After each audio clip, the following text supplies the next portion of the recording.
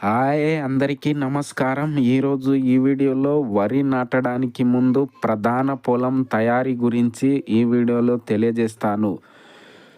మనము వరి నాటడానికి ముందు, నాట్లు వేయడానికి ముందు అంటే 10 నుంచి 15 రోజులు ముందు నుంచే మనం పొలాన్ని దున్ని చేసుకోవాలి.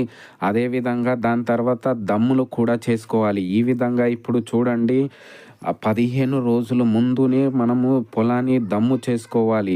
దమ్ము చేసి ఆ తర్వాత నారు నాటడానికి ముందు 2-3 సార్లు మురుగు దమ్ము చేయాలన్నమాట.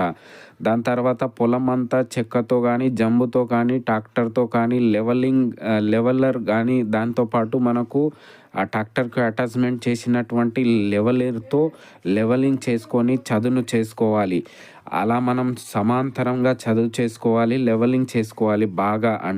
అలా చేయడం వల్ల పొలం అంతా మనకు ఏ విధంగా అవుతుందంటే, పొలము బాగా మురిగి ఏడల కలుపు తగ్గి బాగా పిలకలు తొడిగి మొక్కలు ఆరోగ్యంగా పెరుగుతుంది. ఈ విధంగా చూడండి, మనము దమ్ము బాగా చేస్తే ఈ విధంగా మొక్కలు దృఢంగా మంచిగా పెరుగుతుంది ఆరోగ్యంగా.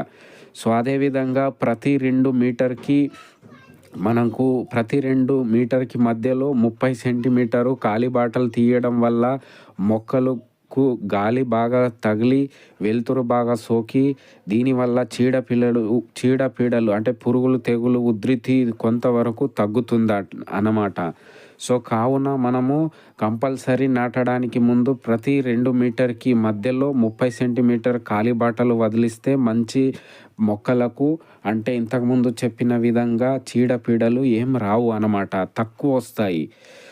ఈ విధంగా ప్రధాన పొలం మనం తయారు చేయడానికి 2-3 సార్లు దున్ని చేసి చదును చేసి ఆ తర్వాత మొక్కలను నాటుకోవాలి.